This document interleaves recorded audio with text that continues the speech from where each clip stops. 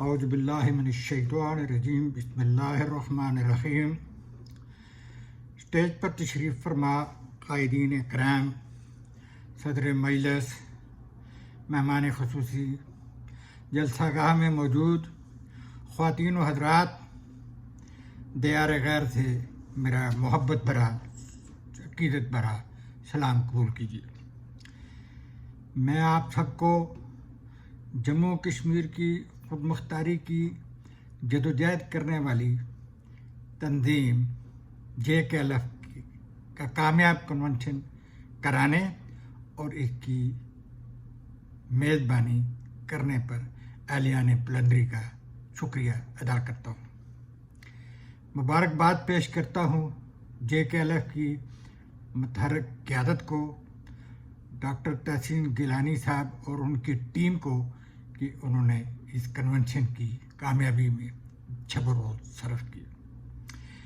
اس stage پر بیٹھے سب قائدین آپ سے تفصیلی گفتگو کر رہے ہیں اور کچھ ابھی کریں گے۔ یقیناً کشمیر کی علاقے کی، خطے کی صورتحال کے تناظر میں کشمیر کی تازہ ترین صورتحال پر بھی یہ اپنے خیالات کا اظہار کریں گے۔ قوم کو کس قسم کے چیلنجز کا سامنا ہے، ہماری آنے والی یعنی کشمیریوں کی نئی نسل کو کس قسم کے مسائل درپیش ہیں، اس پر بھی بات ہو رہی ہوگی، مگر میں اپنا جو ہے وہ بیان صرف اور صرف اس بیانیہ تک رکھنا چاہتا ہوں، اس کام تک رکھنا چاہتا ہوں جس کا مجھے فرض تفویض کیا گیا ہے۔ میرا پختہ یقین ہے کہ اس جلسہ گاہ میں شریک شرکاء اور جو اکابرین اسٹیج پہ بیٹھے ہوئے ہیں، وہ اس ڈیکلریشن پہ جو میں ابھی تھوڑی دیر میں آپ کے سامنے پڑھوں گا اور منتظمین آپ کے سامنے پیش کریں گے، آپ اسے ذرا غور سے سنیں، پڑھیں۔ اسے ہمارے ساتھیوں نے اور خاص کر کونسل آف لیڈرشپ نے اس کو اعلان آزادی کے نام سے موسوم کیا ہے، اور یہ واقعی تاریخی طور پہ اعلان آزادی ہی ہوگا۔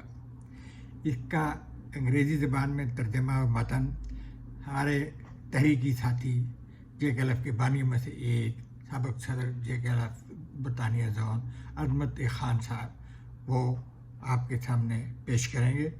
میں اس کا جو متن ہے اردو کا وہ میں آپ کے سامنے پیش کروں گا۔ یہ اعلان آزادی دراصل آپ یہ ذہن میں رکھیے گا کہ یہ ہمارے شہید کشمیر مقبول بٹ، اشفاق مجید وانی، امان اللہ خان صاحب، انصاری صاحب سمیت ان ہزاروں اور خاص کر جو لوگ مقبوضہ کشمیر میں شہید ہو گئے اس منزل کی خاطر، تو یہ ان سب کا خواب ہے۔ یہ دہلی کی تہاڑ جیل میں بند یاسین ملک اور اس کے ساتھیوں کا جو جیلوں میں ہیں یا جیلوں سے باہر ہیں، سبھی یہ ہم سب کا مشترکہ خواب ہے، جس کا اعلان آزادی پڑھنے جا رہا ہوں۔ منزل ہماری ہوئی، اب صرف فرق اس میں ضرور یہ آپ کو نظر آئے گا کہ ایسے کیا نئی چیز ہے کہ جو ہم وہ لے کے سامنے آ رہے ہیں، وہ میں آپ کے سامنے پڑھنا چاہوں گا، اور اس سے آپ کو ایک واضح ہو جائے گا کہ ہمارے اس اعلان آزادی کا اتنا صلاحیت کے ساتھ، اتنی شفافیت کے ساتھ سامنے لانے کا مقصد کیا ہے۔ ہم اسے اعلان آزادی کے طور پہ لیں، ہم انڈیا پاکستان کی باہمی رضامندی سے طے کیا گیا محدود حق خود ارادیت اور ان کے دو طرفہ مذاکرات اور سمجھوتے کے نتیجے میں منظور کرائی گئی قراردادیں اور جموں کشمیر سے متعلقہ تمام سمجھوتے، معاہدے بشمول شملہ معاہدہ، تاشکند معاہدہ، 1975 کا دہلی ایکارڈ، 1949 کا کراچی معاہدہ، یہ سب معاہدے ہم مسترد کرنے کا اعلان کرتے ہیں۔ جب میں نے یہ کہا کہ ہم انڈیا پاکستان کی باہمی رضامندی سے، تو آپ یہ دیکھیں، کیس اٹھا کے دیکھیں، یونائٹڈ نیشن میں جو ریزولوشن پاس ہوئی وہ ہندوستان اور پاکستان کے درمیان میں نیگوشیشن کے، ڈائلاگ کے نتیجے میں جو UNCIP کے ذریعے سے ہوا، تو جو انہوں نے ہی اپنے طور پہ ایک حل بھی پیش کیا اور اس کے لیے اوپر قراردادیں پیش کی، مگر آپ دیکھیں کہ اس میں انہوں نے خود مختار کشمیر کا کوئی آپشن نہیں رکھا. اسی طرح انہوں نے اپنے ہی حل کے مطابق ہمارے رائٹ آف سیلف ڈٹرمنیشن کو لمٹ کر دیا ہے. تو اس لیے ہم آج اس شہر سے کھڑے ہو کے اس اعلان آزادی کے پہلے پریمبل کے طور پہ جو بھی کہہ لیں تو اس کے طور پہ کہ ہم یہ رد کرنے کا، مسترد کرنے کا اعلان کرتے ہیں. متبادل، ہم اقوام متحدہ کے چارٹر میں محکوم اقوام کو دیے گئے حق آزادی و خود مختاری اور حق خود ارادیت کی متعلقہ شقوں کے مطابق پوری ریاست جموں و کشمیر کی آزاد و خود مختار سیاسی اور جغرافیائی وحدت بحال کرنے کا مطالبہ کرتے ہیں. ہم ریاست جموں و کشمیر کے چپے چپے سے غیر ملکی افواج کے انخلاء کا مطالبہ کرتے ہیں. آج ہم آزاد کشمیر کے اس تاریخی شہر پلندری میں، جہاں خود مختار کشمیر کا مطالبہ کرنے والی سب سے بڑی تنظیم JKLF کا کنونشن ہو رہا ہے، کہ پلیٹ فارم سے ایک آزاد جمہوری مملکت جموں کشمیر کے قیام کا اعلان کرتے ہیں اور ان رہنما اہداف کا اعلان کرتے ہیں اور قوم کے سامنے پیش کرتے ہیں، وہ اس پہ دستخط کریں. بین الاقوامی قانون کہتا ہے کہ لوگوں کو حق ہے کہ وہ اپنی سیاسی قسمت کا تعین کریں، ملک بنائیں اور بشمول اپنے سیاسی حیثیت کے تعین کے آزادی کا اعلان کریں. بین الاقوامی قانون اور اس کی تشریحات کے مطابق جموں کشمیر کے 2 کروڑ عوام ایک آزاد ملک بنانے کے لیے آزادی کا اعلان کرنے کا پورا حق رکھتے ہیں اور اس کے اہل بھی ہیں. کئی نو آزاد ملکوں کی مثالیں موجود ہیں کہ انہوں نے اپنی آزادی کا اعلان کیا اور ان میں سے بیشتر کو اقوام متحدہ نے 10 سال کے اندر تسلیم کرتے ہوئے انہیں اقوام متحدہ کی ممبرشپ دی. اور ہم انشاءاللہ اپنے عوام سے عہد کرتے ہیں کہ ہم آپ کے تعاون سے، آپ کی مدد سے، آپ کے جو ہمیں حوصلہ ہے اس سے اس جائز قانونی حق کو منوانے کے لیے اپنی سیاسی اور سفارتی جدوجہد مزید تیز کریں گے. اعلان آزادی نام کے اوپر ہم نے اس کی تشریح کر دی ہے. اس کا نام ہوگا حکومت کا independent United republic of Jammu and Kashmir, اور اس کا جو ایریا اور اس کا ایریا آف جورسڈکشن یعنی اس کا علاقہ اور اس کے احاطہ کار میں کون سے علاقے ہوں گے اس کی بھی ہم نے آج تشریح رکھ دی ہے. آزاد جمہوریہ جموں کشمیر کی عملداری میں وہ تمام علاقے شامل ہوں گے جو 14 اگست 1947 کو برٹش انڈیا کی تقسیم کے وقت شامل تھے. نمبر 2، نظام مملکت جمہوری اور پارلیمانی ہوگا.